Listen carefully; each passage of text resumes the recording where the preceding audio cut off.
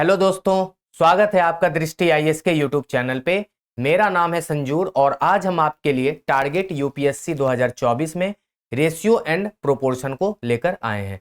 अभी तक हम लोगों ने नंबर सीरीज के 3 पार्ट को कर लिया है। आज हम लोग एक नए चैप्टर के साथ मिलेंगे जिसका नाम है रेशियो एंड प्रोपोर्शन, जिसको हिंदी में अनुपात और समानुपात भी कहते हैं। तो जैसा कि हम लोग किसी भी चैप्टर को 3 पार्ट में करते हैं, आपको पता ही होगा। तो अभी तक हम लोगों ने लगभग 4 से 5 चैप्टर को कर लिया है और सारे चैप्टर को हम लोगों ने 3-3 पार्ट में किया है और आगे भी हम लोग हर चैप्टर को 3-3 पार्ट में ही करेंगे। पहले बेसिक लेवल या इजी लेवल, फिर उसके बाद मॉडरेट, उसके बाद एडवांस लेवल या कह सकते हैं हाई लेवल, जो यूपीएससी के लिए बहुत रिलेवेंट होगा, जिससे क्वेश्चंस पूछे जा सकते हैं। लेकिन जब तक आप लोग को बेसिक या मॉडरेट लेवल नहीं पता होगा तो आप एडवांस लेवल के क्वेश्चंस को नहीं कर पाएंगे। तो इसी सिलसिले में सबसे पहले आपको बेसिक कराया जाता है, जिससे कि आप थोड़ा सा एटलीस्ट कॉन्सेप्ट तो समझ जाएं, क्योंकि चैप्टर का कॉन्सेप्ट क्या अगर वही पता नहीं होगा तो आप हाई लेवल या पॉसिबिलिटीज वाले क्वेश्चन को कैसे कर पाएंगे। क्योंकि आजकल यूपीएससी क्या कर रहा है, पॉसिबिलिटीज वाला क्वेश्चन से ज्यादा पूछ रहा है। तो उसके लिए आपको बेसिक आना चाहिए, फॉर्मूला आना चाहिए, कॉन्सेप्ट आना चाहिए और थोड़ा बहुत ट्रिक भी आना चाहिए। तो हम लोग पार्ट 1 पे चर्चा करेंगे और रेशियो एंड प्रोपोर्शन जो है वो चैप्टर कहीं ना कहीं परसेंटेज और फ्रैक्शन से बहुत मिलता जुलता रहेगा और कहीं ना कहीं आपको लगेगा कि हम परसेंटेज ही पढ़ रहे हैं, क्योंकि लास्ट में ये परसेंटेज में ही आ जाता है इसका रोल। कहीं ना कहीं आपको फ्रैक्शन का इसमें यूज करना ही पड़ेगा। इसलिए कहा जाता है कि परसेंटेज, फ्रैक्शन और रेशियो, ये तीनों चैप्टर आपस में बिल्कुल मिलते जुलते हैं और कहीं ना कहीं तीनों को एक साथ लेके चलना पड़ता है। इसका कॉन्सेप्ट, परसेंटेज का कॉन्सेप्ट आपको रेशियो में मिल जाएगा, रेशियो का कॉन्सेप्ट आपको परसेंटेज में यूज करना पड़ सकता है, रेशियो का कॉन्सेप्ट आपको फ्रैक्शन में यूज करना पड़ सकता है। तो इन सभी चीज़ों को देखते हुए इन 3 चैप्टरों को बहुत अच्छे से करना होता है, क्योंकि आगे इन्हीं 3 चैप्टरों से बहुत सारे क्वेश्चंस हल हो जाते हैं। और भी चैप्टर के जैसे प्रॉफिट लॉस है, सिंपल इंटरेस्ट, कंपाउंड इंटरेस्ट है, कोई भी चैप्टर हो, एलिगेशन मिक्सर है, टाइम एंड वर्क है, टाइम एंड डिस्टेंस है, कहीं ना कहीं आपको परसेंटेज रेशियो का रोल हर जगह मिलेगा। तो चलिए बिना देरी के सबसे पहले हम थोड़ा सा कॉन्सेप्ट पे चर्चा करेंगे। रेशियो एंड प्रोपोर्शन क्या होता है? रेशियो एंड प्रोपोर्शन हिंदी में क्या कहते हैं इसको? अनुपात और समानुपात। सबसे पहले आप टर्म्स समझिए कि अनुपात क्या होता है और समानुपात क्या होता है। देखिए, अनुपात का मतलब है कि कोई भी दो नंबर हो या दो कोई भी किसी भी चीज दो के बारे में बात हो रही है। यहाँ पे हम लोग मैथ्स पढ़ रहे हैं तो 2 नंबर की बात करते हैं। अगर 2 नंबर के बीच जो रिलेशन है वही तीसरे और चौथे के बीच जो रिलेशन अगर इस्टेब्लिश हो जाता है या आप कर देते हैं, तो उसी को कहा जाता है कि पहला दूसरा नंबर के बीच जो अनुपात है वो कहीं ना कहीं तीसरे चौथे के बीच जो अनुपात है उसी को आपस में समानुपात कहते हैं। इसका मतलब है कि अगर x अनुपात y आप a अनुपात b के बराबर है तो ये समानुपात में हो जाएगा। मतलब x और y के बीच जो संबंध है ना, वो कहीं ना कहीं a और b के बीच संबंध है। तो ये जो है इसको अनुपात कहते हैं और ये समानुपात। ठीक है, प्रोपोर्शन मतलब कहीं ना कहीं ये इसके बराबर है, आप ऐसे भी कह सकते हैं। सपोज कर लेते हैं कि अगर 1:2 को हम लोग 3:6 लिख सकते हैं ना, तो यही जो है 1:2 के बीच में जो रिलेशन है वो कहीं ना कहीं 3:6 के बीच भी है। क्योंकि 1:2 को हम लिखेंगे 1/2, बराबर लगा दिए यहाँ समानुपात की जगह, और 3/6 को देख लीजिए आप फिर से 1/2 लिख सकते हैं। इसका मतलब है कि समानुपात आप तभी लगाएंगे जब दोनों के बीच सेम रिलेशन हो या दोनों का मान समान हो, है ना। ऐसा नहीं होगा कि 1/2 बराबर 1/3, ऐसा संभव नहीं है। तो आप कभी भी 1:2 समानुपात 3:5 नहीं लिखेंगे, फिर यह गलत है। क्यों? क्योंकि 1:2 के बीच में जो रिलेशन है वो 3:5 के बीच रिलेशन नहीं है। ठीक है, तो ये चीज बिल्कुल गलत है, ये नहीं होगा। दूसरी बात है कि अनुपात होता क्या है? अनुपात एक तरह से कंपैरिजन है ना। किसी के बीच कंपेयर करना हो तो अनुपात लिख देते हैं। जैसे सपोज करते हैं a अनुपात b का मान अगर 3:5 है, इसको अगर जनरल भाषा में समझे, जनरल टर्म में समझे, तो इसका यह मतलब है कि a के पास 3 यूनिट पैसा है या जो भी हो, और b के पास 5 यूनिट पैसा या जो भी चीज होगा। या जिस चीज के बीच उसका अनुपात बटा हुआ होगा, चाहे पैसे में हो, फ्रूट्स में हो या किसी भी चीज में हो। इसका मतलब है कि ए यहाँ पे छोटा है, बी यहाँ पे बड़ा है, कि ए के पास 3 है तो बी के पास 5 है। आप ऐसे भी समझ सकते हैं। जब हम इसको a बाई बी लिखेंगे तो ये देखिए 3/5 हो जाएगा ना। इसका मतलब है कि 5a बराबर 3b है। मतलब 5 गुना a जो है ना वो कहीं ना कहीं 3 गुना b के बराबर है। तो ऑब्वियसली यहाँ पे आपको b बड़ा दिख रहा होगा, क्योंकि जब b के 3 गुना को गुना कर b के साथ अगर 3 गुना करते हैं तो a के साथ 5 गुना करना पड़ता है, तभी जाके बराबर होता है बात। इसका साफ मतलब है कि a यहाँ पे छोटा है और आपको यहाँ दिख भी पा रहा है। तो ये देख लीजिए रेशियो में है, ये फ्रैक्शन में है, और आप इसको कहीं ना कहीं समानुपात में मतलब दर्शा रहे हैं कि 5a कहीं ना कहीं 3b के बराबर है। अब यहाँ पे a का कोई ऐसा मान होगा और b का ऐसा कोई मान होगा जो कि दोनों इक्वेशन को बराबर कर देगा।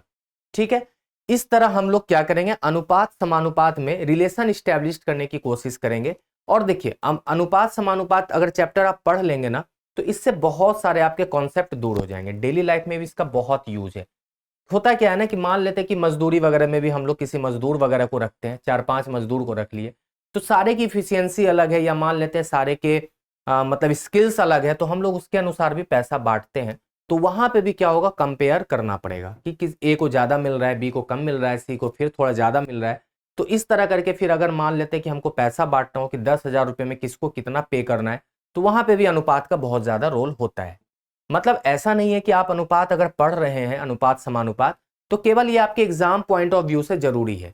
ये कहीं ना कहीं आपको दैनिक जीवन में भी बहुत काम देगा। तो आप हर चैप्टर को उस तरीके से पढ़े कि ये मेरे लिए बहुत इंपॉर्टेंट आगे भी हो सकता है। और जरूरी नहीं कि सिविल सर्विसेज की परीक्षा में अनुपात समानुपात पूछे जाते हैं।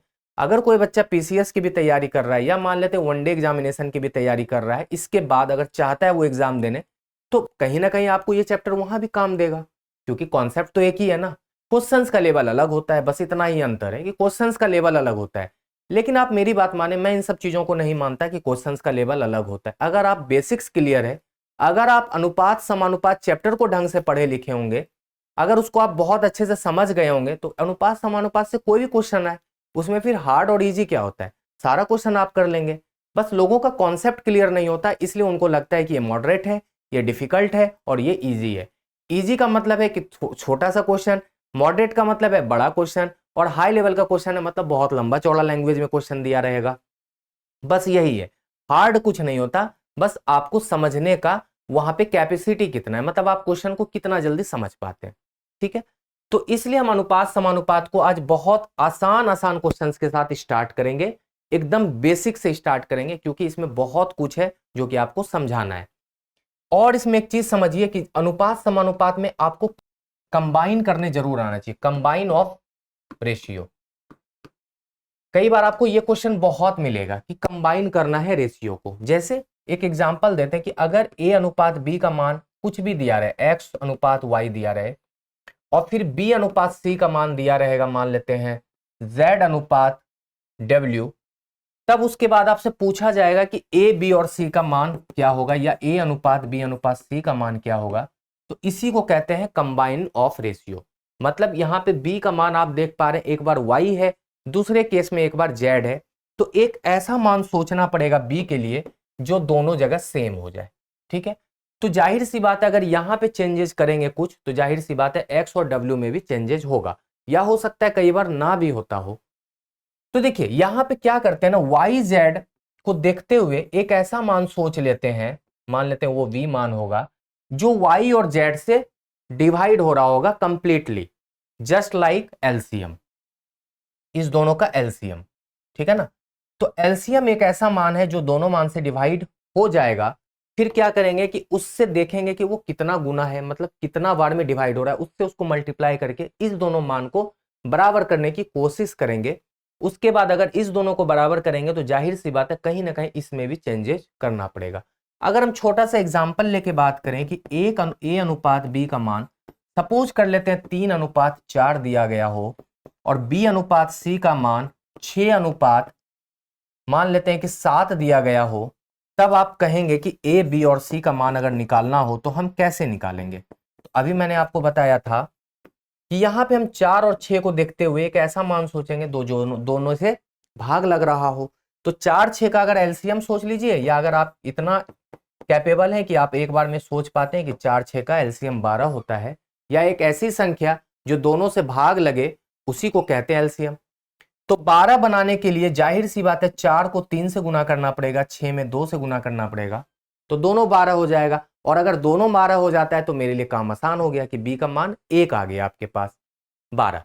लेकिन सबसे बड़ा चैलेंजेस ये है कि आपने बी को तो बराबर कर दिया, लेकिन अगर यहां पे आपने 3 से गुना किया तो आपको यहां भी 3 से गुना करना पड़ेगा। क्यों? क्योंकि अनुपात गड़बड़ हो जाएगा। यहां पे एक बार अनुपात 3:4 दिया गया ए और बी का, फिर आप 3:12 कर देंगे तो देख लीजिए दोनों में जमीन आसमान का अंतर है ना। वो 3:4 है और ये बाद में 1:4 के बराबर हो जाता है ये, तो कहीं ना कहीं गड़बड़ है। तो जब अगर हम इसको भी 3 से गुना कर देंगे तो ये हो जाएगा 9:12। तो देखिए 9:12 कहीं ना कहीं 3:4 के बराबर फिर से आ जाएगा। छोटा करेंगे तो 3:4 आना ही है।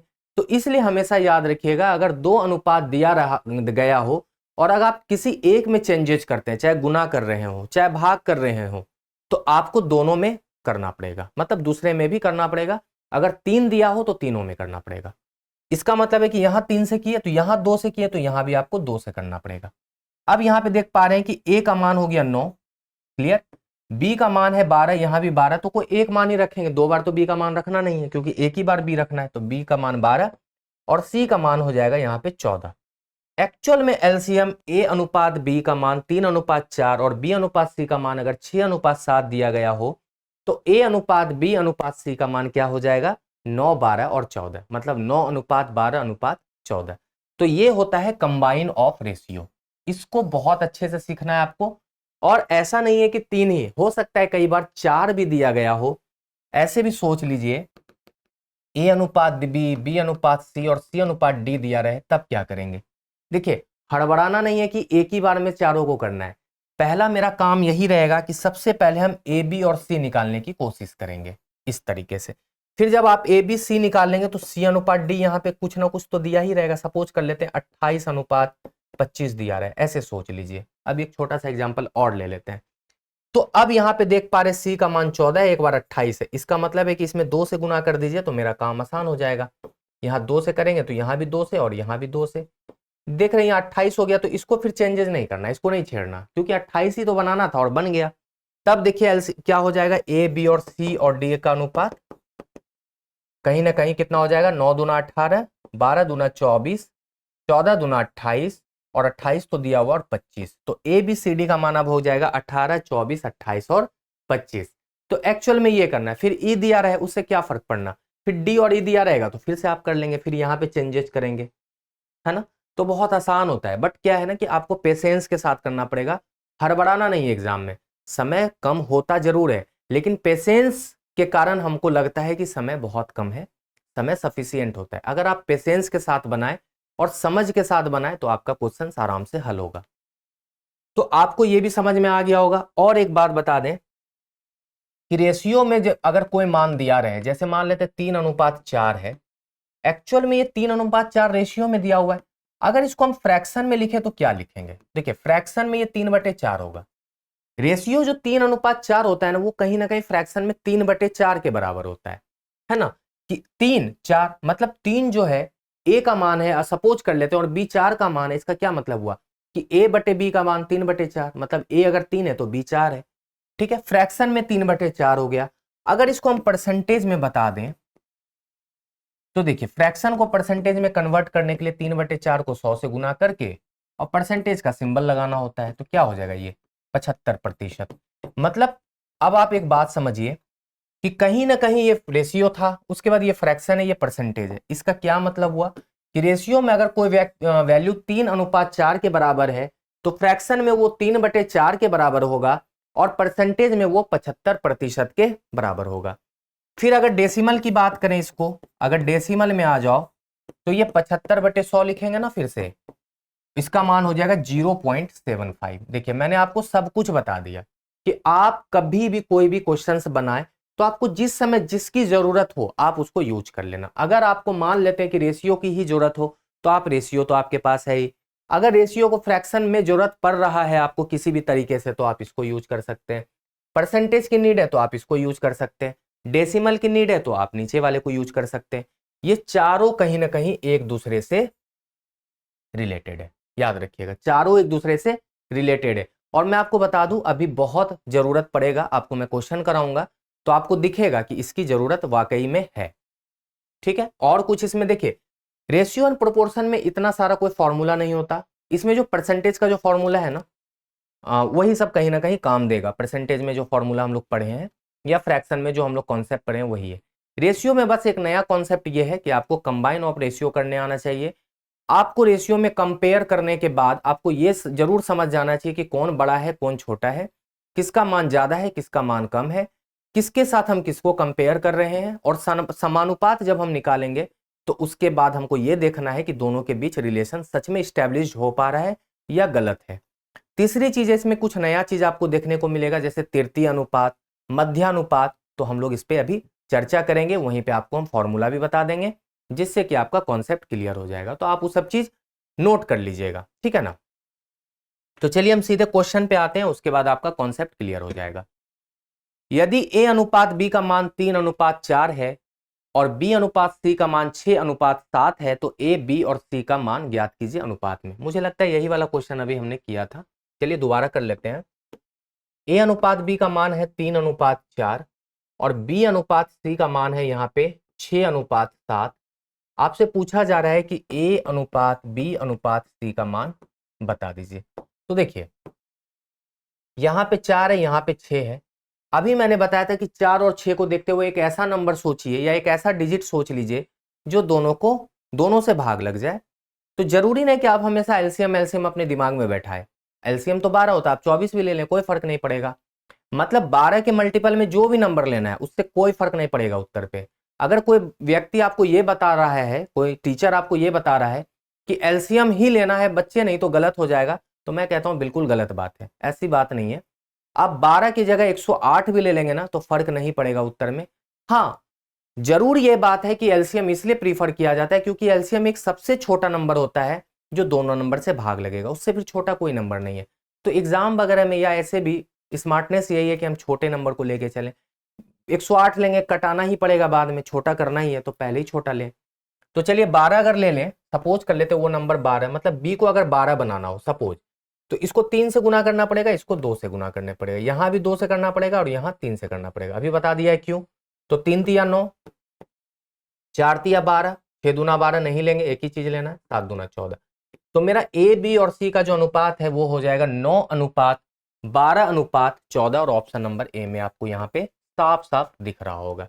इसी को कहते हैं कंबाइन ऑफ रेशियो। अब क्वेश्चन है कि 6, 11, 18 का चतुर्थानुपाती क्या है।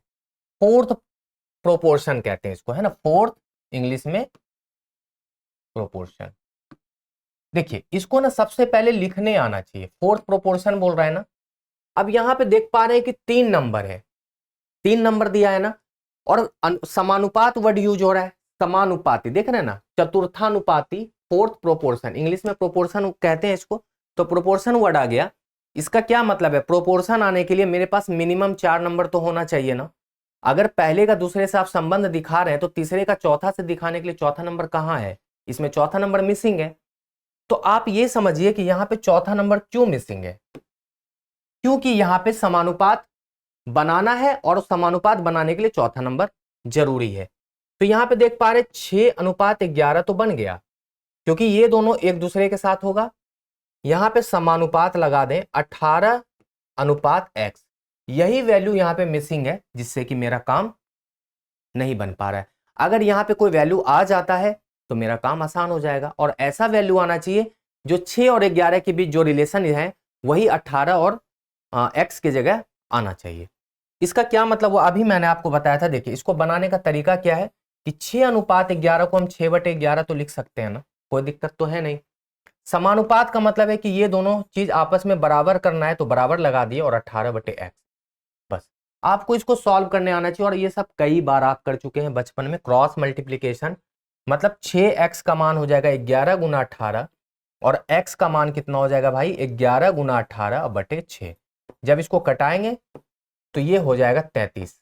मतलब 33 अगर यहां पे रख दें तो मेरा काम हो जाएगा। अब आप चेक कर लीजिए, 6:11 है। अब ये तो छोटा और नहीं होगा। 18:33 को अगर हम छोटा कर देखिए, 6 या 18, सॉरी 3 से कटाएंगे, 3 6 का 18 और 3 से देखिए 11 आ गया ना, 6:11, 6:11। बस यही चीज होता है कि आपको कंबाइन करके बराबर करने आना चाहिए। बराबर हो गया, सॉरी मतलब एक्स का मान जो आया है वो कहीं ना कहीं पहले और दूसरे के बीच जो रिलेशन है वो तीसरे और चौथे के बीच भी यहाँ पे रिलेशन शो हो रहा है। अगर इतना लंबा चौड़ा कैलकुलेशन आप नहीं कर पाते एग्जाम में तो देखिए सीधे यहाँ 6 या 18 और 11 गुना 3, एक्स का मान यहाँ पे 33 हो जाएगा। ठीक है ना, इक्वल टू में ऊपर ऊपर कटता है, ये बात आपको पता होगा बहुत अच्छे से। क्यों? क्योंकि वो कहीं ना कहीं इसके नीचे आ जाता है। तो x का मान यहाँ पे 33 है और मेरा उत्तर में 33 यहाँ ऑप्शन में दिख रहा है, ऑप्शन नंबर सी। 7 और 63 के बीच मध्यानुपाती ज्ञात कीजिए। देखिए 7 और 63 के बीच आपको मध्यानुपाती ज्ञात करना है। मध्यानुपाती का मतलब क्या होता है? Mean proportion. क्या होता है इंग्लिश में? Mean proportion. अच्छा देखिए, मीन प्रोपोर्शन क्या होता है ना, दोनों के बीच का एक ऐसा मीड वैल्यू जो दोनों के मतलब मीन प्रोपोर्शन में हो, ऐसा आप कह सकते हैं। तो देखिए इसका एक तरीका यह है कि आप ऐसे सोचिए 7:x समानुपात x:63। एक्चुअल में ये होता है मीन प्रोपोर्शन। मतलब मीन प्रोपोर्शन का मतलब ये होता है कि 7 और 63 जो भी दो संख्या दिया गया होगा ना, वो पहला और चौथा होता है और बीच का 2 गायब होता है। तो इसको जब हम लिखेंगे तो ये हो जाता है 7/x बराबर x/63 और ये हो जाता है x² बराबर 7 गुना 63 और x का मान हो जाएगा 7 गुना 63 अंडर रूट में। जब इसको सॉल्व करेंगे तो देखिए 7 गुना 7 गुना 3 गुना 3 हो जाएगा।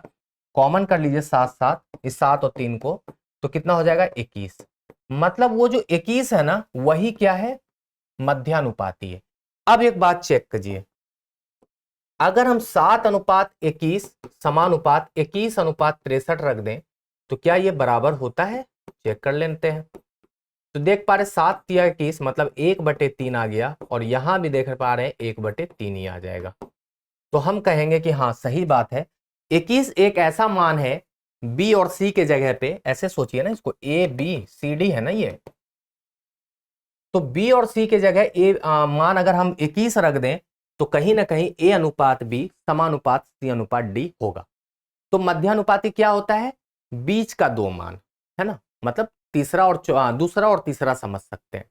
तो जब भी अगली बार ऐसा क्वेश्चन आए, ट्रिक याद रखिएगा, जब भी अगली बार ऐसा क्वेश्चन आए तो इस दोनों नंबर को गुना करके बस आपको अंडर रूट करना है और उसका मान आ जाएगा। मध्यानुपाती को अगर एक्स से आप डिनोट करते हैं, मध्यानुपाती बराबर दोनों नंबर का मल्टीप्लाई करके केवल अंडर रूट करना है और आपका आंसर आ जाएगा। फिर आपको हर बार इतना करने की जरूरत नहीं है, ये आप हर बार नहीं करेंगे, समय बचाइएगा। अगली बार क्या करना है भाई, जो 2 नंबर होगा उसको मल्टीप्लाई करके अंडर रूट निकाल देना। और याद रखिएगा वो दोनों नंबर मल्टीप्लाई करके अंडर रूट जब करेंगे ना तो वो स्क्वायर रूट ही नंबर होता है जनरली, नहीं भी होगा तो फिर अंडर रूट में रहेगा का वैल्यू। तो सही जवाब हो गया 21। अब है एक मिश्रण में दूध और पानी का जो अनुपात है वो है 12:7। तो 247 लीटर मिश्रण में कितना दूध होगा? देखिए है तो क्वेश्चन आसान, लेकिन मैंने क्या बोला आपको, हम बेसिक से बताएंगे, हर तरीके के क्वेश्चन को कराते हुए चलेंगे। 3 एपिसोड है हमारे पास, लगभग 30 क्वेश्चन लेके आएंगे और आपको मतलब रेशियो के सारे क्वेश्चंस को समझा देंगे। तो अब यहाँ पे देख रहे हैं कि मिल्क और वाटर है ना, मिल्क और वाटर जो है वो है 12:7 में। देखिए अगर कभी भी ऐसा होना तो आप इससे क्या समझते हैं? 12:7 से आप क्या समझे कि अगर दूध 12 लीटर है ना तो पानी 7 लीटर है। आप ऐसे सोचिएगा ना तो आपका आसान हो जाएगा क्वेश्चन। आप ऐसा सोच लीजिए कि यहाँ पे दूध 12 ही लीटर है और पानी 7 ही लीटर है, यही ओरिजिनल मान है सपोज, है ना। और 247 लीटर क्या है? टोटल मिश्रण है।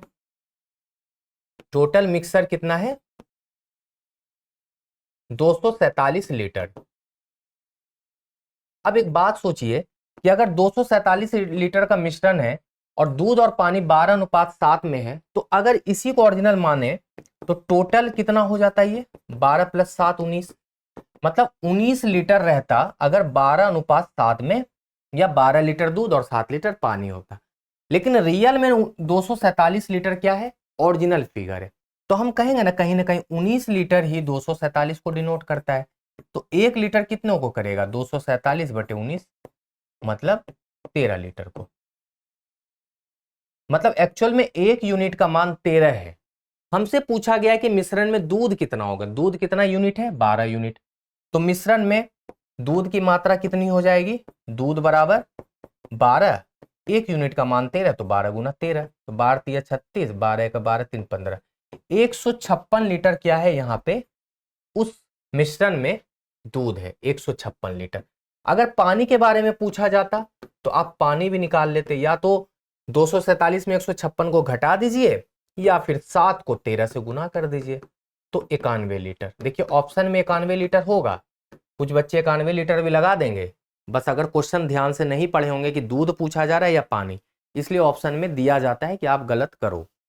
तो मेरा सही जवाब है 156 लीटर।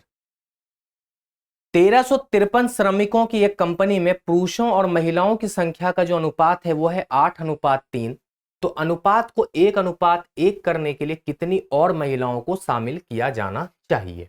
देखिए अभी तक आपने यहां तक वाले क्वेश्चन को पिछले क्वेश्चन में किया था कि मान लेते हैं कि 1353 श्रमिक है, उसमें पुरुष और महिलाएं हैं, उसका अनुपात 8:3 है।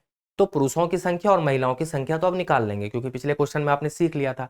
लेकिन यहां एक स्टेप ज्यादा है कि अगर पुरुष और महिलाओं की संख्या को 1:1 करना हो तो कितनी महिलाओं को और लाना होगा? अच्छा कितनी महिलाओं को क्यों लाना पड़ेगा? पुरुष को भी लाया जा सकता था। क्यों? क्योंकि यहां पे साफ साफ दिख पा रहा है कि महिलाएं कम है।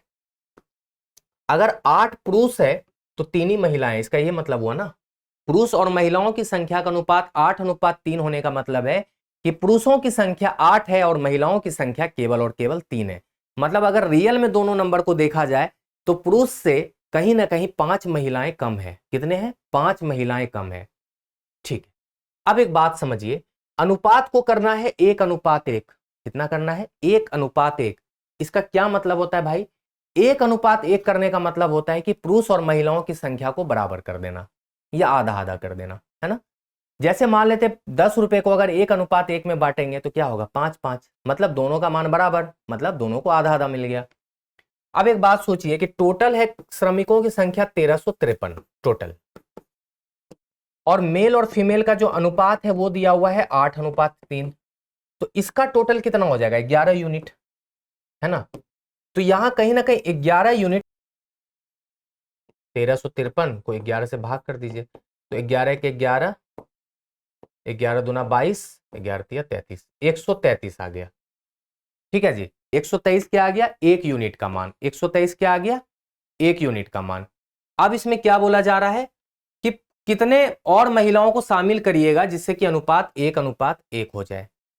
ठीक है, अब हम एक बात समझते हैं कि सबसे पहले देखिए महिला पुरुषों की संख्या क्या हो जाएगी मेल की? 123 गुना 8, तो 8 तिया 24, कैरी 2, 12 96 या 2 98, 984 क्या है? पुरुषों की संख्या है। तो महिलाओं की संख्या कितनी हो जाएगी? 123 गुना 3, तो 3 तिया 9, 12 तिया 36, 369। तो आप देख पा रहे होंगे कि दोनों को बराबर करने के लिए क्या होना चाहिए? या तो पुरुषों की संख्या कम कर दे या महिलाओं की संख्या बढ़ा दे। क्वेश्चन में कह रहा है कि महिलाओं की संख्या को बढ़ाना है, तो कितना बढ़ाना है? तो 984 में 369 घटा दीजिए। 14 में 9 गया 5, 7 में 6 गया 1, 9 में 3 गया 6। अगर 615 महिलाएं और आ जाए उस ग्रुप में तो पुरुष और महिलाओं की संख्या बराबर हो जाएगा। पहला चीज। एक चीज और नोटिस कीजिए कि अगर हम ये देख लें कि पुरुष से महिलाओं की संख्या में कमी कितनी है, कितने यूनिट की कमी है भाई? 5 यूनिट की। तो आप ना थोड़ा सा ट्रिक पे ध्यान दीजिए क्योंकि मैं यहां पे आपको ट्रिक बताने आया हूं। ये अगर ना करें, थोड़ा सा समय बचा लें, हम लोग बचा लेते हैं। 1 यूनिट का मान 123 है, कितनी यूनिट महिलाएं कम है? कितनी यूनिट महिलाएं कम है? तो 5 यूनिट। तो 5 यूनिट का मान निकाल दीजिए, तो 123 गुना 5, है ना। 123 गुना 5, तो 3 पचे 15, 12 पंचे 60, 61 आ गया 615। यही 615 महिला अगर आ जाए तो अनुपात 1:1 हो जाएगा। बच गए इन सब चीजों से? बच गए ना आप?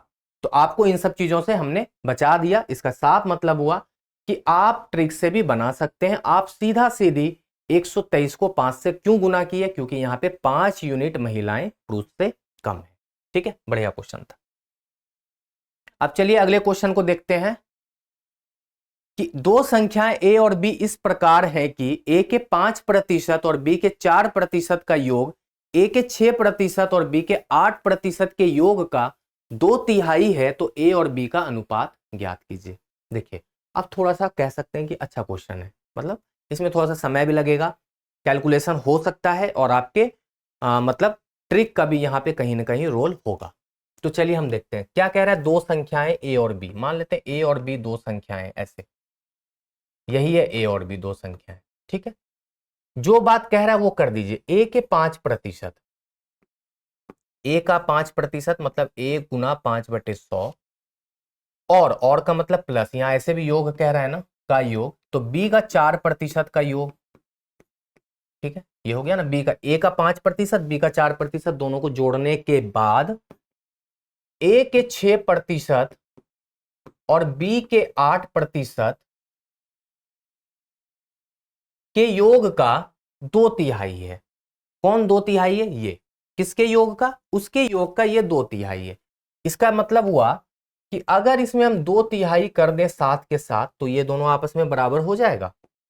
इतना तो आप समझ ही गए होंगे ना कि किस, वो कह रहा है उसका 2/3, तो ठीक है भैया 2/3 करके बराबर कर दिए। अगर हम कहें कि मेरे पास जो पैसे है ना वो आपके पैसे का 2/3 है, तो जाहिर सी बात है कि आपके पैसे में 2/3 अगर हम भाग कर दें या 2/3 से गुना कर दें, सॉरी भाग नहीं, अगर उससे 2/3 से हम गुना कर दें, तो जाहिर सी बात है मेरे पास जो पैसा है और आपके पास जो पैसा है बराबर हो जाएगा। तो हम इसको देख पा रहे हैं, यहां पे हो जाता है ये 5a/100, इसको भाग नहीं करेंगे, ठीक है ना, इसको ऐसे ही रहने देंगे। 4b/100, जब इसको हम करेंगे तो ये देख लीजिए क्या हो जाएगा, 6 गुना a, ये हो जाएगा 6a/100, और साथ में 2/3 ये गुना भी होगा, बिल्कुल होगा ना। अब प्लस 8b है ना, 8 है ना, हाँ 8b/100 और गुना 2/3 ये भी होगा। यहां देख पा रहे 3 से 2 बार में कट जाएगा, 100 के नीचे, अगर 100 रहेगा नीचे तो थोड़ा सा अच्छा रहता है। ये हो जाएगा 5a/100, ये हो जाएगा 4b/100, ये हो जाएगा 2 दूना 4a, है ना, 4a/100 और प्लस 8 दूना 16b बटे, यहाँ थोड़ा सा दिक्कत हो गया, 300 हो गया, कोई बात नहीं। देखिए एक चीज आपको यहाँ पे थोड़ा सा आपको इंटेलिजेंसी देते हैं, यहाँ 300 है ना, तो b वाले को 300 बना लीजिए। अगर हम इसको 300 बनाएंगे तो 300 गुना के, तो इसको भी 3 से कर देंगे तो ये 12b हो जाएगा ना। अब देखिए आसान हो गया। अब इसको इधर ले आते हैं, तो 5 में 4a चला गया तो यहाँ हो जाएगा a/100, और इधर देखिए 16 में 12b चला जाएगा तो 4b/300 हो जाएगा। कोई दिक्कत है? देखिए 0 0 कट गया, तो ये क्या हो जाएगा, यहाँ पे क्या आ गया, a/1 बराबर 4b/3 आ गया। हम b को इधर ले आते हैं तो a/b बराबर क्या हो जाएगा, 4/3, तो a अनुपात b का मान क्या हो जाएगा भाई, 4:3। यही तो मेरा उत्तर है। तो कह रहे हैं कि a अनुपात b का मान यहाँ पे क्या हो जाएगा, 4:3। तो थोड़ा सा कैलकुलेशन था, लेकिन हम इतना आसान तरीके से बता दिए, इसलिए थोड़ा सा कैलकुलेशन ज्यादा हो गया, बहुत ज्यादा स्टेप कर दिया मैंने। आप वहां पे इसको थोड़ा सा शॉर्ट कर लीजिएगा। डिपेंड किस पे करेगा, प्रैक्टिस पर करेगा। बहुत बच्चे बोलते हैं सर आप बहुत लंबा कैलकुलेशन कराते हैं। अरे भाई आप ही के लिए कराते हैं कि आप समझ पाओ। आप देखिए स्टेप कम तो आप कर ही लोगे आगे चल के, मैं अभी करा दूंगा ना स्टेप कम, तो आप बोलोगे कि कैसे हुआ। जो बच्चे बेसिक से सीख रहे होंगे उसके लिए परेशानी हो जाएगा। तो इसलिए आपको एक एक स्टेप करके बता रहे हैं यहाँ पे, जिससे कि आप एग्जाम में अपने आप कैलकुलेशन कम करना, वो तो आपके ऊपर डिपेंड करता है, आप जितना स्पीड बना लो। आपको यहाँ पे ट्रिक और बेसिक कॉन्सेप्ट सिखाना मेरा मकसद है। कैलकुलेशन कम करना वो आपका काम है। क्यों? क्योंकि वो आप कर सकते हो। आप जितना कम कर लो, प्रिसाइज कर लो, सीधे यहां से यहां आ लो, अच्छी बात है। सीधे यहां से यहां आ जाओ, और भी अच्छी बात है। ठीक है, तो चलिए अगले क्वेश्चन। दो संख्या एक तीसरी संख्या से क्रमशः 30% और 50% अधिक है, तो दोनों संख्याओं का अनुपात क्या होगा? देखिए दो संख्याएं हैं, एक तीसरी संख्या, मतलब एक तरह से तीन संख्या है, ए बी और सी। तीसरी संख्या से पहली संख्या और दूसरी संख्या 30% अधिक है, तो 100 का 30% अधिक होने का मतलब 130, 100 का 50% अधिक होने का मतलब 150। अब पूछा जा रहा है कि दोनों संख्याओं का अनुपात, मतलब ए और बी का अनुपात निकाल देना है। क्या हो जाएगा, 130 अनुपात 150, घटा दीजिए। तो एक्चुअल में आंसर हो जाएगा 13:15। बहुत साधारण सा और बहुत आसान क्वेश्चन था। आपको क्यों दिया गया ये क्वेश्चन? क्योंकि आगे हमको कुछ बताना है इसमें ट्रिक। अगली बार ऐसा क्वेश्चन कभी भी आए तो जैसे बोले ना कि दो संख्याएं एक तीसरी संख्या से क्रमशः x% और y% अधिक है, तो बस आपको कुछ नहीं करना, उस दोनों संख्या का अनुपात निकालने के लिए आप ऐसे लिखिए 100 प्लस x% अनुपात 100 प्लस y%। बस इसको सॉल्व कर दीजिएगा, ये फॉर्मूला है। x की जगह मान लीजिए 20 है तो 120 हो जाएगा, y की जगह 30 है तो 130 हो जाएगा। सॉल्व करिएगा, आंसर आ जाएगा। 150 लीटर के मिश्रण में दूध और पानी का अनुपात दिया गया है 3:2। यदि यह अनुपात 2:3 को करना है, ऐसा लिख दीजिए, यह अनुपात को 2:3 करना है, ऐसे कर दीजिए, करना है तो आगे मिलाए जाने वाले पानी की मात्रा ज्ञात कीजिए। अब देखिए बहुत अच्छा क्वेश्चन है। 150 लीटर का क्या है? मिश्रण है। इसमें मिल्क और वाटर कितना है? 3:2। करना कितना है मिल्क और वाटर को? 2:3। तो क्या मिलाना है आगे? पानी मिलाना है। क्या मिलाना है आगे? पानी। देखिए पहले हम थोड़ा सा आपको डिटेल में बताएंगे फिर ट्रिक, क्योंकि डिटेल जानना बहुत जरूरी है। अब 150 लीटर का मिश्रण है, दूध और पानी दिया गया है 3:2 में। तो दूध कितना था? तो देखिए 150 बटे 3 + 2 और गुना 3, मतलब 3 2 5, 5 से कटेगा ये 30 बार में, तो 90 लीटर दूध है। और वाटर कितना है? तो 150 में 90 घटा दीजिए, या उससे भी कर सकते हैं, 60 लीटर। अब कह रहा है कि इसमें कितना पानी मिलाना है ना, पानी मिलाना है। तो मिल्क तो 90 ही रहेगा, पानी मिला दीजिए 60 + x या 60 + वाटर इक्वल टू अनुपात हो जाएगा 2:3। सॉल्व करेंगे तो ये हो जाएगा 270 बराबर 120 + w, और उसके बाद अगर हम इसको और सॉल्व करें कितना हो जाएगा 2w ना, तो 2 वाटर बराबर हो जाएगा 150। तो वाटर का मान हो जाएगा 150 बटे 2, मतलब 75 लीटर। मतलब आपको 75 लीटर पानी मिलाना पड़ेगा, जिससे कि अनुपात बदल जाएगा, उल्टा हो जाएगा, 2:3 हो जाएगा। अब हम चलते हैं ट्रिक पे, क्योंकि वो ज्यादा जरूरी है ना, तो फिर आप लोग बोलेंगे कि ट्रिक तो बताया ही नहीं आपने। ऐसा क्वेश्चन कभी भी आ जाए, कभी भी किसी भी पैटर्न में आ जाए। देखिए यहां पे आप एक चीज नोटिस करिए कि मिल्क और वाटर का जो अनुपात है वो है 3:2। अब मिल्क और वाटर को बदल के आपको कितना कर देना है? 2:3। मिश्रण 150 लीटर का वो रहने दीजिए। अब जो मैं बात बता रहा हूं उस पर ध्यान रखिएगा, उस पर ध्यान से सुनिएगा। यहां पे कह रहा है कि मिलाए जाने वाले पानी की मात्रा। तो आप पानी मिलाओगे ना, दूध तो नहीं मिलाओगे, तो जाहिर सी बात है कि दूध की मात्रा तो चेंज नहीं होगी उसके अंदर। दूध की मात्रा चेंज नहीं होनी चाहिए। अगर दूध, सपोज कर लेते हैं कि उसके अंदर 90 लीटर है, मतलब सपोज क्या है ही, अगर दूध 90 लीटर है तो आगे भी 90 लीटर होना चाहिए, बेशक उसमें पानी कितना मिला दो, उससे फर्क नहीं पड़ना है। दूध ना निकला है और ना दूध मिलाया गया है। तो फिर यहां पे ये अनुपात चेंज क्यों हुआ? ये 3 से 2 क्यों हुआ? तो इसको हमको कहीं ना कहीं 3 बनाना पड़ेगा। इसको कहीं ना कहीं हमको क्या बनाना पड़ेगा? 3 बनाना पड़ेगा। तो इसको कैसे 3 बनाएंगे आप? तो देखिए 2 को अगर 3 बनाने के लिए हमें क्या करना पड़ेगा? सपोज करिए अगर 2 को हमको 3 बनाना है तो 3/2 से गुना करना पड़ेगा, यही तो होगा ना। तो जाहिर सी बात है इसको भी 3/2 से गुना करना पड़ेगा। तो कितना हो जाएगा? देखिए ये कटाएंगे तो ये 3 हो गया, और ये हो जाएगा 9:2। तो ये कितना हो जाएगा? 6:9। अगर ऐसे देखा जाए तो 6:9 हो जाएगा, लेकिन इसको हमको 6:9 नहीं लिखना है, इसको लेने दीजिए 9/2 ही। क्या रखना है? 9/2, मतलब 4.5। कितना रखना है? 4.5। 3 × 9/2 है ना, कितना हो जाएगा? 4.5। अब एक बात समझिए कि यहां पे अब क्या हुआ कि दोनों में दूध बराबर हो गया, 3:3, मतलब 3 ही है, 3 ऊपर भी 3 नीचे भी, क्योंकि दूध की मात्रा चेंज नहीं हुई। पानी कितना बढ़ गया भाई? 4.5 बढ़ गया, पहले 2 था, मतलब 4.5 हो गया, पहले 2 था, मतलब 2.5 यूनिट बढ़ गया पानी। कितना बढ़ गया? 2.5 यूनिट। अब एक बात बताइए, 1 यूनिट का मान यहां पे कितना है आपने निकाला है? 1 यूनिट का मान आपने कितना निकाला है? तो देखिए 150 लीटर मिश्रण में 3:2 में है, तो 1 यूनिट का मान 150/5, मतलब कितना हो जाएगा? 30 यूनिट। कितना हो जाएगा? 30 यूनिट। तो 2.5 यूनिट का मान कितना हो जाएगा? 2.5 × 30, 30 दूना 60 और 10 75 लीटर आ गया, 75 लीटर। तो था बढ़िया क्वेश्चन, कितना ट्रिक से कर लिया आप। और देखिए ट्रिक भी थोड़ा सा आपको लंबा लगा होगा, जब आप अगली बार करेंगे ना तो 1 यूनिट का मान पहले माइंड में कर लेना कि हाँ भाई यहाँ 30 आता है, बस उसको कहीं पे नोट कर लीजिएगा ऐसे छोटा सा कि 1 यूनिट का मान 30, तो बस इसको बराबर करना है। और इसमें जो भी डिफरेंसेस है, बढ़ा है तो बढ़ेगा ही, जो डिफरेंसेस है उसको यूनिट के साथ गुना कर दीजिए। तो ढाई कितना 4.5 यूनिट आया था, 2 यूनिट पहले था, तो 2.5 यूनिट का डिफरेंसेस है, 30 से गुना कर दिया 2.5 को, तो 75 लीटर। तो आप इनसे बच जाएंगे। ठीक है, अगली बार ऐसे करना है आपको।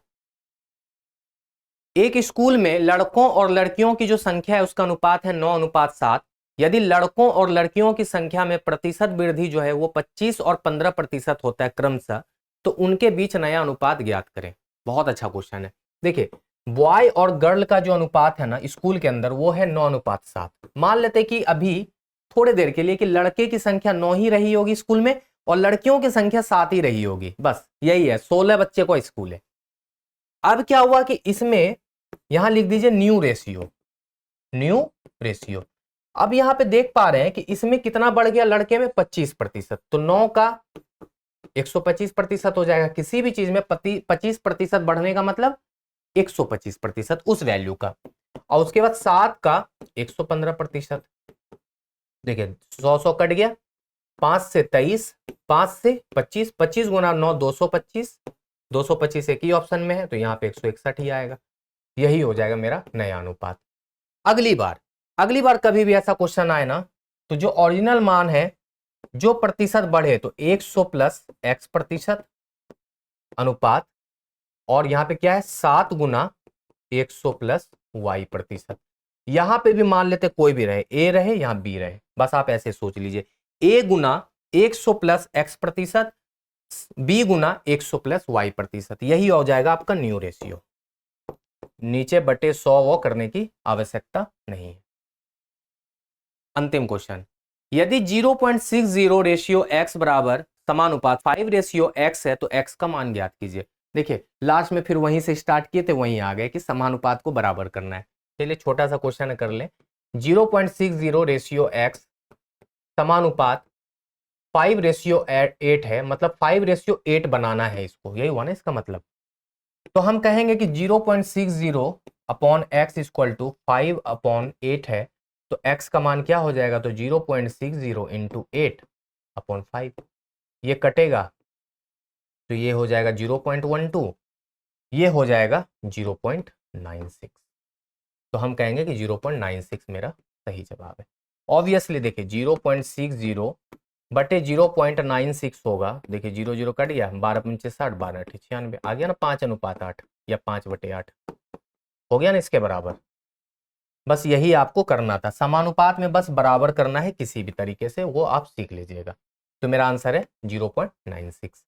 तो आज हम लोग रेशियो एंड प्रोपोर्शन के पहले पार्ट को समाप्त कर लिया है और आप लोगों को बहुत मजा आया होगा आज के एपिसोड में, क्योंकि थोड़ा बेसिक पढ़ने के बाद ना दिमाग तेज चलने लगता है कि यार इतना अच्छा चैप्टर है, आसान है, तो विश्वास रखिए आगे भी आसान होगा, पार्ट 2 भी आसान होगा, पार्ट 3 भी आसान होगा और पूरा रेशियो ही आसान हो जाएगा आपके लिए। आप मेरे से जरूर पढ़ते रहें, आपका हर चैप्टर कॉन्सेप्ट क्लियर होता रहेगा धीरे धीरे और आपको बहुत ही मजा आने वाला है। आगे बहुत सारे चैप्टर को करेंगे हम, प्रोबेबिलिटी है, परमुटेशन कॉम्बिनेशन है, कैलेंडर है, क्लॉक है, अभी तो बहुत चैप्टर है, अभी तो बहुत लंबी यात्रा है। तो आप हमारे साथ जुड़े रहें 2024 तक और हम आपको बहुत अच्छे अच्छे कॉन्सेप्ट के साथ पढ़ाते रहेंगे, आपको सिखाते रहेंगे और कहीं ना कहीं आपका सीसेट बिल्कुल क्लियर कराएंगे, ये मेरी गारंटी है। तो चलिए आप हमारे साथ जुड़े रहें 2024 तक। वीडियो पे लाइक करें, वीडियो में कमेंट करके जरूर बताएं कि आज का आपको एपिसोड कैसा लगा, और चैनल को सब्सक्राइब नहीं किया है तो चैनल को सब्सक्राइब करें और जल्दी से टेलीग्राम चैनल को भी ज्वाइन करें, डिस्क्रिप्शन में आपको लिंक मिल जाएगा। तो कमेंट करके आप जरूर बताइएगा कि आज का सेशन कैसा लगा। तो चलिए मिलते हैं अगले वीडियो में, आज के लिए शुक्रिया।